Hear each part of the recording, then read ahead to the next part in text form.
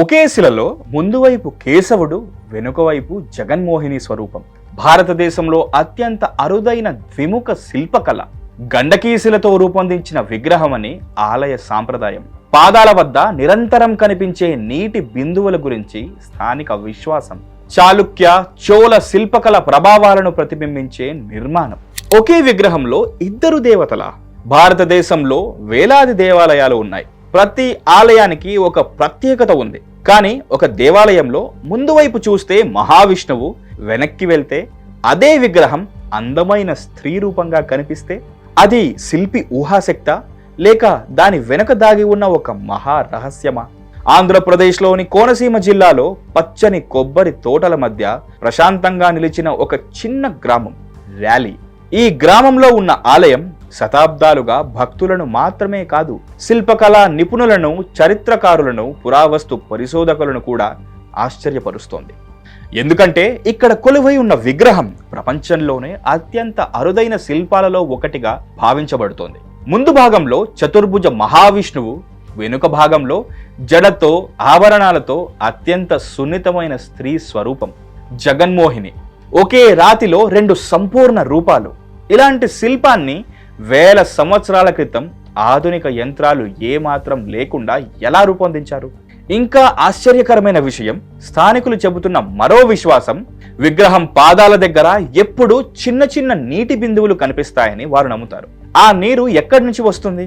దాని వెనుక సహజ కారణమా, లేక ఆలయ మహిమగా భావించే విశ్వాసమా? ఈ ప్రశ్నలకు సమాధానం తెలుసుకోవాలంటే ముందుగా ఈ ఆలయం పుట్టుక వెనుక ఉన్న కథను తెలుసుకోవాలి.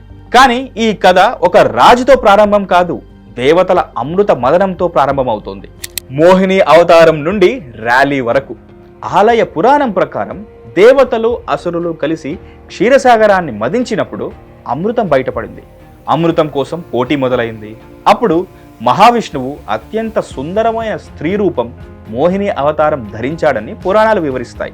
ఆ రూపాన్ని చూసి అసురులు మోహించి అమృతాన్ని కోల్పోయారని కథ చెప్తుంది.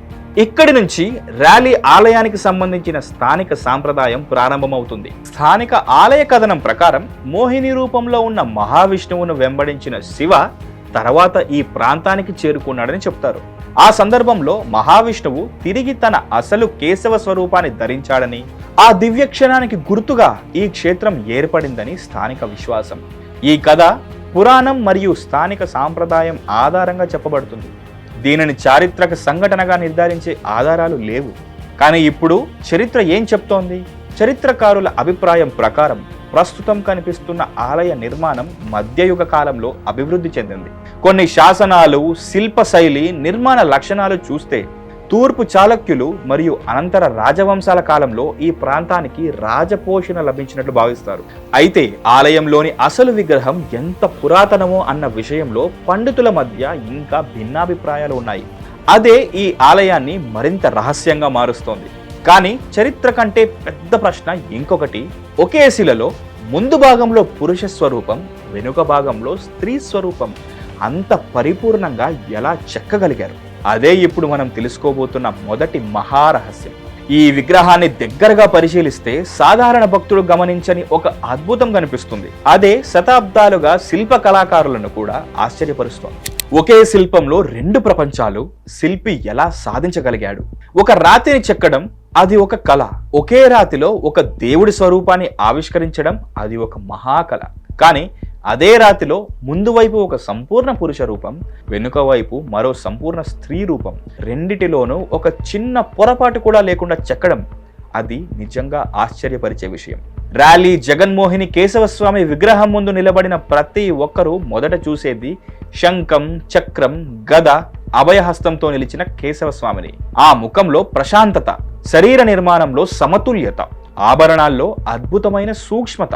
కానీ విగ్రహం వెనక్కు వెళ్ళిన క్షణం అదే రాతి పూర్తిగా మరో ప్రపంచంగా మారిపోతుంది. అక్కడ కనిపించేది అందంగా అల్లిన జడ, నాజూకైన నడుము, స్త్రీ ఆభరణాలు, పాదాల వరకు జారిన వస్త్ర మడతలు. అది ఒక సాధారణ శిల్పం కాదు, అది భారతీయ శిల్పకళ ఎంత ఉన్నత స్థాయికి చేరుకుందో చెప్పే నిశ్శబ్ద సాక్ష్యం. ఇక్కడ ఒక ముఖ్యమైన విషయం గుర్తుంచుకోవాలి. చరిత్రకారులు ఈ శిల్పాన్ని ప్రాచీన భారతీయ శిల్ప నైపుణ్యానికి అద్భుత ఉదాహరణగా పరిగణిస్తారు. అయితే ఈ విగ్రహాన్ని ఎవరు చెక్కారు? ఆ శిల్పి పేరేమిటి? దురదృష్టవశాత్తు దానిపై స్పష్టమైన శాసన ఆధారం ఇప్పటి వరకు లభించలేదు. అంటే ఈ అద్భుతాన్ని సృష్టించిన కళాకారుడి పేరు కాలగర్భంలో కలిసిపోయింది, కానీ అతని కళ మాత్రం ఇప్పటికీ జీవిస్తోంది. ఈ విగ్రహాన్ని చూసిన కొందరు కళా పరిశోధకులు ఒక ఆసక్తికరమైన విషయం చెప్తారు. ముందు రూపం, వెనుక రూపం రెండిటి బరువు సమతుల్యంగా ఉండేలా శిల్పం చెక్కబడింది. లేకపోతే శతాబ్దాల క్రితమే రాయి బీటలు వారే అవకాశం ఉండేది. ఇది ఎంతవరకు ఖచ్చితమో అన్న దానిపై మరింత సాంకేతిక అధ్యయనం అవసరమే. కానీ ఇంత క్లిష్టమైన శిల్పం సృష్టించడం వెనుక అసాధారణమైన ప్రణాళిక ఉందనే విషయంలో మాత్రం ఏమాత్రం సందేహం లేదు. ఇప్పుడు ఈ విగ్రహం వద్దకు వచ్చే ప్రతి భక్తి దృష్టిని ఆకర్షించే మరో విశేషం ఉంది. అదే పాదాల వద్ద కనిపించే నీటి బిందువులు. ఆ నీరు ఎక్కడి నుండి వస్తోంది? శతాబ్దాలుగా ఎవరూ పూర్తిగా చెప్పలేని ఈ ప్రశ్న ఇప్పుడు మరింత ఆసక్తికరంగా మారబోతోంది. గండకీ గంగ మహిమ లేక సహజ రహస్యమా? ర్యాలీ ఆలయానికి వచ్చిన చాలా మంది భక్తులు దర్శనం పూర్తయ్యాక మరో విషయాన్ని తప్పకుండా గమనిస్తారు. అదే స్వామివారి పాదాల వద్ద కనిపించే చిన్న చిన్న నీటి బిందువులు. స్థానిక విశ్వాసం ప్రకారం ఆ నీరు చాలా పవిత్రమైనది అని, దైవానుగ్రహానికి ప్రతీక అని, కొంతమంది దానిని గండకీ గంగ అని కూడా పిలుస్తారు. ఆ విశ్వాసం శతాబ్దాలుగా కొనసాగుతూ ఉంది. అయితే ఆ నీటి గురించి చరిత్ర ఏం చెప్తోంది? నిజానికి దాని మూలం గురించి ఖచ్చితమైన శాస్త్రీయ నిర్ణయం వెలువడలేదు. కొంతమంది పరిశోధకులు రాతి నిర్మాణం, భూగర్భ తేమ, సూక్ష్మ జల ప్రసరణ వంటి సహజ కారణాలను అవి ఇవి సూచిస్తున్నారు. కానీ మరికొందరు ఇది ఆలయ నిర్మాణానికి సంబంధించిన ప్రత్యేక రూపకల్పన కావచ్చని అభిప్రాయపడుతున్నారు. అయితే ఈ వివరణలు పరిశోధనా స్థాయిలో ప్రతిపాదించిన అభిప్రాయాలే కానీ ఖచ్చితమైన నిర్ధారణగా చెప్పలేం. అందుకే ఈ విషయం ఇప్పటికీ విశ్వాసం మరియు పరిశోధన మధ్య నిలిచిన ఒక ఆసక్తికరమైన అంశంగా మారింది. ఇంకో విశేషం, ఈ ఆలయంలోని ప్రతి రాతి, ప్రతి స్తంభం, ప్రతి శిల్పం ఏదో ఒక కథ చెప్తుంది. విష్ణు దశావతారాలు, దివ్య రూపాలు, పుష్పాల అలంకరణలు, యక్షులు, గంధర్వులు ఇవి కేవలం అలంకరణలు మాత్రమే కావు. ఆ కాలపు శిల్పుల ఊహాశక్తి, ఆధ్యాత్మికత, కళా నైపుణ్యానికి నిలువెత్తు సాక్ష్యాలు. ఒక విషయం గమనించారా? ఈ ఆలయంలో ఎక్కడ చూసినా రెండు భావాలు కనిపిస్తాయి. పురుషత్వం, స్త్రీత్వం. ముందు కేశవుడు, వెనక జగన్మోహిని. బహుశా సృష్టిలోని సమతుల్యతను సూచించే గొప్ప తాత్విక సందేశం కూడా ఇదే కావచ్చు. ఇది ఒక కళాత్మక వ్యాఖ్యానం మాత్రమే. దీనిని ఆలయ చారిత్రక ఉద్దేశంగా నిర్ధారించే ప్రత్యక్ష ఆధారం లేదు. కానీ భక్తి, తత్వం, కళ ఈ మూడు కలిసినప్పుడు ర్యాలీ కేవలం ఒక ఆలయం మాత్రమే కాదు, ఒక అనుభవంగా మారిపోతుంది. అయితే ఇప్పటి వరకు మనం చూసింది చరిత్ర, శిల్పకళ, విశ్వాసం మాత్రమే. ఇప్పుడు ఈ ఆలయంలో భక్తులు చెప్పే అద్భుత అనుభవాల ప్రపంచంలోకి మనం అడుగుపెట్టబోతున్నాం. కొంతమంది భక్తులు ర్యాలీ నుంచి తిరిగి వెళ్ళాక తమ జీవితమే మారిపోయిందని ఎందుకు చెప్తూ ఉంటారు? అది కేవలం విశ్వాసమా లేక యాదృచ్ఛికమా? అసలు కథ ఇప్పుడు మొదలవుతుంది. భక్తులు అనుభవించిన మహిమలు, విశ్వాసం చెప్పే కథలు. చరిత్ర, శిల్పకళ, పురాణం ఈ మూడు ఒక ఆలయానికి గొప్పతనాన్ని తీసుకొస్తాయి. కానీ భక్తుడును మళ్ళీ మళ్ళీ అదే దేవాలయానికి పిలిచేది మాత్రం అనుభవం. ర్యాలీ జగన్మోహిని కేశవస్వామి ఆలయంలో కూడా ఇలాంటి అనుభవాలను పంచుకునే భక్తులు ఎంతో మంది కనిపిస్తారు. స్థానిక విశ్వాసం ప్రకారం మనస్ఫూర్తిగా ప్రార్థించిన వారి కోరికలు నెరవేరుతాయని, కుటుంబ కలహాలు తగ్గుతాయని, వివాహం ఆలస్యమవుతున్న వారికి శుభ ఫలితాలు లభిస్తాయని, దంపతుల మధ్య సఖ్యత పెరుగుతుందని చాలా మంది విశ్వసిస్తారు. అయితే ఈ అనుభవాలు వ్యక్తిగత విశ్వాసాలకు సంబంధించినవి. వాటిని చారిత్రకంగా లేదా శాస్త్రీయంగా నిర్ధారించడం సాధ్యం కాదు. కానీ ఒక విషయం మాత్రం ఆలయానికి వచ్చిన ప్రతి యాత్రికుడు దాదాపు ఒకేలా చెప్తారు. ఈ ఆలయంలో ఒక ప్రత్యేకమైన ప్రశాంతత ఉంది అని. గర్భగుడి ముందు నిలబడిన క్షణంలో మాటలు తగ్గిపోతాయి, మనసు నిశ్శబ్దంగా మారిపోతుంది. బయటి ప్రపంచంలోని ఆందోళనలు కొన్ని క్షణాల పాటు మొత్తం మర్చిపోతారు. ఆలయంలో వినిపించే వేద ఘోష, గంటల నాదం, దీపాల కాంతి, శిలామండపాల చల్లదనం ఈ అనుభూతి భక్తునిలో ఆత్మవిశ్వాసాన్ని నింపుతుంది. ఇంకా ఒక విశేషం, స్థానిక అర్చకులు చెప్పే సాంప్రదాయం ప్రకారం ఈ ఆలయంలో మహావిష్ణువు మరియు మోహిని ఒకే విగ్రహంలో దర్శనం ఇవ్వడం జీవితంలో శక్తి మరియు సౌందర్యం, ధర్మం మరియు కరుణ, జ్ఞానం మరియు వినయం సమతుల్యంగా ఉండాలని సూచిస్తుందని భావిస్తారు. ఇది ఒక ఆధ్యాత్మిక వ్యాఖ్యానం, చారిత్రకంగా నిర్ధారించబడిన అంశం కాదు. అయితే భక్తి ప్రపంచంలో కొన్ని సందేశాలు ఆధారాల ద్వారా కాదు, అనుభవాల ద్వారా జీవిస్తాయి. కానీ ఈ ఆలయాన్ని ప్రపంచవ్యాప్తంగా ప్రత్యేకంగా నిలబెట్టింది మహిమలు మాత్రమే కాదు, వేల సంవత్సరాల క్రితం నిర్మించిన శిల్పకళా విజ్ఞానం. ఒక శిల్పి చేసిన చిన్న పొరపాటు కూడా ఈ విగ్రహాన్ని నాశనం చేసేది. అయినా శతాబ్దాలుగా ఇది ఎందుకు చెక్కు చెదరకుండా నిలిచింది? శిల్పకళలో దాగి ఉన్న విజ్ఞానం. భారతదేశంలోని అనేక దేవాలయాలు వాటి గోపురాల వల్ల ప్రసిద్ధి చెందాయి. కొన్ని వాటి విస్తీర్ణం వల్ల ప్రసిద్ధి చెందాయి, మరికొన్ని వాటి చరిత్రల వల్ల ప్రసిద్ధి చెందాయి. కానీ ర్యాలీ ఆలయం ఒకే విగ్రహం వల్ల ప్రపంచ దృష్టిని ఆకర్షించింది. ఈ విగ్రహాన్ని దగ్గరగా పరిశీలిస్తే శిల్పి ఎంత సూక్ష్మంగా పనిచేశాడో తెలుస్తుంది. మహావిష్ణువు కిరీటంపై ఉన్న ప్రతి అలంకరణ, ఆభరణాలపై ఉన్న ప్రతి గీత, వస్త్రాల మడతలు, వెనుక భాగంలో మోహిని జడలోని ప్రతి వెంట్రుకల ఆకృతి అన్ని అసాధారణమైన నైపుణ్యాన్ని తెలియజేస్తాయి. ఇక్కడ మరో ఆసక్తికరమైన అంశం కూడా ఉంది. విగ్రహం ముందు భాగంలో దైవత్వాన్ని సూచించే గంభీరత, వెనుక భాగంలో సౌందర్యాన్ని ప్రతిబింబించే సున్నితత్వం. రెండు విభిన్న భావాలను ఒకే రాతిలో సమతుల్యంగా చూపించడం ప్రాచీన భారతీయ శిల్పుల ప్రతిభకు గొప్ప ఉదాహరణ. ఆలయ నిర్మాణాన్ని పరిశీలించినప్పుడు సహజ గాలి, వెలుతురు గర్భగుడి వరకు చేరేలా ప్రణాళిక రూపొందించబడినట్లు గమనించవచ్చు. భారతీయ ఆలయ వాస్తు సాంప్రదాయంలో దేవాలయం కేవలం పూజా స్థలం మాత్రమే కాదు, ఆధ్యాత్మిక అనుభూతిని కలిగించే ఒక గొప్ప స్థలం. అందుకే మండపాలు, ప్రదక్షిణ మార్గం, గర్భగుడి ప్రతి భాగం భక్తుని ప్రయాణాన్ని క్రమంగా అంతర్ముఖత వైపు తీసుకెళ్లేలా రూపకల్పన చేయబడిందని వాస్తు నిపుణులు వివరిస్తూ ఉంటారు. ఇంకా ఆలయంలో కనిపించే కొన్ని శిల్పాల్లో దశావతారాల ప్రభావం, పుష్పలతలు, యక్ష గంధర్వ రూపాలు, వైష్ణవ చిహ్నాలు ఆ కాలపు కళా సాంప్రదాయాన్ని ప్రతిబింబిస్తాయి. శతాబ్దాలు గడిచిన ఈ శిల్పాలు ఇప్పటికీ తమ అందాన్ని ఏమాత్రం కోల్పోలేదు. ఇది కేవలం రాతి బలం కాదు, శిల్పి విజ్ఞానం, నిర్మాణ నైపుణ్యం మరియు కాలాన్ని జయించిన కళ.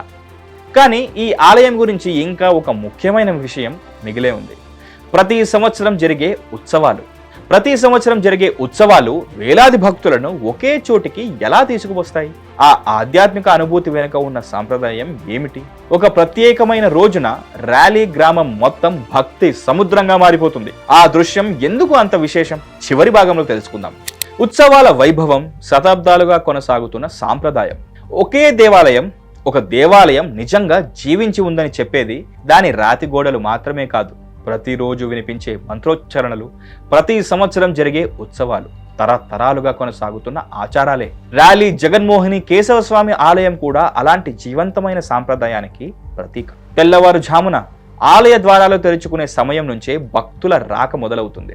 ఘంటానాదం, శంఖధ్వని, వేదపారాయణం, ధూపం, పరిమళం ఈ 4 కలిసినప్పుడు ఆలయ ప్రాంగణం పూర్తిగా భక్తిమయంగా మారిపోతుంది. సంవత్సరంలో జరిగే ముఖ్య ఉత్సవాల్లో బ్రహ్మోత్సవాలు అత్యంత వైభవంగా నిర్వహించబడుతున్నాయి. స్థానిక ఆలయ సాంప్రదాయం ప్రకారం ఈ ఉత్సవాల సందర్భంగా స్వామివారికి ప్రత్యేక అలంకారాలు, వాహన సేవలు, వేడుకలు నిర్వహిస్తారు. వేలాది మంది భక్తులు దూర ప్రాంతాల నుంచి కూడా తరలి వస్తుంటారు. ఈ ఉత్సవాల సమయంలో ర్యాలీ గ్రామం ఒక ఆధ్యాత్మిక కేంద్రంగా మారిపోతుంది. వీధులన్నీ భక్తులతో నిండిపోతాయి. భజనలు, హరినామ సంకీర్తనలు, దీపాల వెలుగులు, పూలతో అలంకరించిన రథాలు, ప్రతి దృశ్యం ఒక ఆధ్యాత్మిక ఉత్సవాన్ని సాక్షాత్కరిస్తుంది. ఈ ఆలయాన్ని సందర్శించే యాత్రికులు మరో విషయం కూడా చెప్తారు. కోనసీమ ప్రకృతి మధ్యలో ఉన్న ఈ క్షేత్రం ఆలయ దర్శనంతో పాటు మనసుకు ఒక ప్రత్యేకమైన ప్రశాంతతను అందిస్తుందని. కొబ్బరి తోటల మధ్య నుంచి వీచే గాలి, పచ్చని పొలాలు, ప్రశాంతమైన గ్రామీణ వాతావరణం ఈ యాత్రను మరింత మధురంగా మారుస్తాయి. అయితే ఈ ఆలయం గురించి చివరికి మిగిలిపోయే ప్రశ్న మాత్రం ఒకటే. ప్రపంచంలో వేలాది విష్ణు ఆలయాలు ఉన్నప్పటికీ జగన్మోహిని రూపంలో ఇలా ఒకే శిలలో 2 సంపూర్ణ రూపాలు ఎందుకు చాలా అరుదుగా కనిపిస్తాయి? బహుశా దానికి సమాధానం చరిత్రలో కాదు, ఆ రూపం చెప్పే తాత్విక సందేశంలో ఉండొచ్చు. చివరి రహస్యం, ర్యాలీ మనకు నేర్పే గొప్ప సందేశం. మనం ఈ ప్రయాణంలో ఒక గ్రామాన్ని చూసాం, ఒక ప్రాచీన ఆలయాన్ని చూసాం, అద్భుతమైన శిల్పకళను చూసాం, పురాణాన్ని విన్నాం, చరిత్రను పరిశీలించాం, స్థానిక విశ్వాసాలను తెలుసుకున్నాం. కానీ ఈ మొత్తం కథలో అత్యంత గొప్ప విషయం ఏమిటి? అది ఒకే విగ్రహంలో 2 రూపాలు కనిపించడం మాత్రమే కాదు, ఆ 2 రూపాలు చెప్పే సందేశం. ముందు భాగంలో ధర్మాన్ని కాపాడే కేశవుడు, వెనుక భాగంలో జ్ఞానం, సౌందర్యం, మాయాశక్తికి ప్రతీకగా నిలిచిన జగన్మోహిని. ఈ రెండు రూపాలు మనకు ఒక గొప్ప సత్యాన్ని గుర్తు చేస్తాయి. జీవితంలో శక్తి మాత్రమే సరిపోదు, వినయం కూడా అవసరం. జ్ఞానం మాత్రమే సరిపోదు, కరుణ కూడా అవసరం. ధైర్యం మాత్రమే కాదు, వివేకం కూడా చాలా అవసరం. ఈ తాత్విక భావనను కొందరు పండితులు మోహిని అవతారంతో అనుసంధానించి వివరిస్తారు. అయితే ఇది ఒక ఆధ్యాత్మిక వ్యాఖ్యానం మాత్రమే. ఆలయ నిర్మాణం వెనుక ఇదే అధికారిక ఉద్దేశం అని చెప్పే ప్రత్యక్ష చారిత్రక ఆధారాలు లేవు. అదే ఈ క్షేత్రం గొప్పతనం. ఇక్కడ చరిత్ర తన కథ చెప్తుంది, పురాణం తన సందేశం ఇస్తుంది, భక్తి తన అనుభూతిని పంచుతుంది. 3 ప్రపంచాలు ఒకే దేవాలయంలో కనిపిస్తాయి. ఇప్పటికీ ఈ విగ్రహాన్ని మొదటిసారి చూసిన ప్రతి సందర్శకుడు ఒక్క క్షణం ఆగిపోతాడు. ఇది నిజంగా ఒకే రాతేనా అనే ప్రశ్న అతని మనసులో మెదులుతుంది. బహుశా అదే ఈ ఆలయ అతి పెద్ద రహస్యం. కొన్ని ప్రశ్నలకు సమాధానాలు దొరుకుతాయి, కొన్ని ప్రశ్నలు మనలో భక్తిని మేల్కొల్పడానికి మాత్రమే ఉంటాయి. ర్యాలీ జగన్మోహిని కేశవస్వామి ఆలయం అలాంటి ప్రశ్నలను మనకు అందించే ఒక అద్భుతమైన ఆధ్యాత్మిక వారసత్వం. మీకు ఏ మాత్రం అవకాశం దొరికినా ఒక్కసారి ఈ క్షేత్రాన్ని సందర్శించండి, చరిత్రను చూడండి, శిల్పకళను ఆస్వాదించండి, అక్కడి ప్రశాంతతను అనుభవించండి. బహుశా ఈ కథకు మీకు దొరికే సమాధానం పుస్తకాలలో కాదు, ఆ గర్భగుడి నిశ్శబ్దంలో ఉంటుంది. ఇలాంటి మరిన్ని దేవాలయ రహస్యాలు, పురాణాల్లో దాగి ఉన్న విశేషాలు, చరిత్రలో మరిచిపోయిన అద్భుత కథనాల కోసం ఆహాభక్తిను సబ్స్క్రైబ్ చేయండి. వీడియో నచ్చితే లైక్ చేయండి, మీ అభిప్రాయాన్ని కామెంట్ సెక్షన్లో పంచుకోండి, మరియు భక్తి వారసత్వాన్ని మరింత మందికి చేరేలా ఈ వీడియోను షేర్ చేయండి. మరో అద్భుతమైన దేవాలయ రహస్యంతో మళ్ళీ కలుద్దాం. నమస్కారం, నేను మీ మహేష్.